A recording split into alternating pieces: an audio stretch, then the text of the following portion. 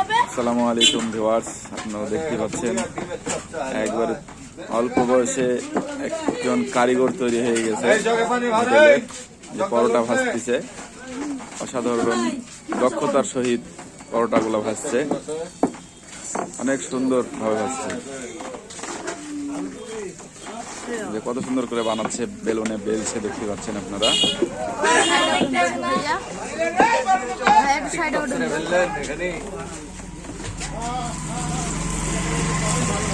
এই যে বেলুন সব নিজে নাড়ানাড়ি করছে, এই যে অনেক সুন্দর ভাবে।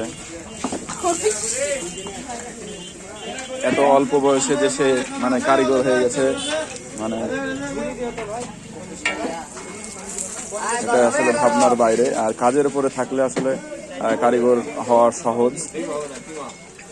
যদি আপনার মালিক পক্ষ যদি অল্প বয়সে চেষ্টা করে যে তাকে কারিগর বানাই দিবে, মালিক পক্ষ আসলে পারে। আসলে কাজ ছেড়ে না দিলে আসলে করতে পারবে না। তো একে আসলে ছেড়ে দেওয়া হয়েছে কাজ, সেই কারণে কাজগুলো আসলে করতে পারছে। এই যে দেখুন, অনেক সুন্দর পরোটা, একবার চকচকা পরোটা। টিপে টিপে তেলগুলা বের করে ফেলছে, যেন তেল না চলে যায় বেশি করে। কারিগর হাসতেছে, অরিজিনালি কিন্তু তারিখ হয়।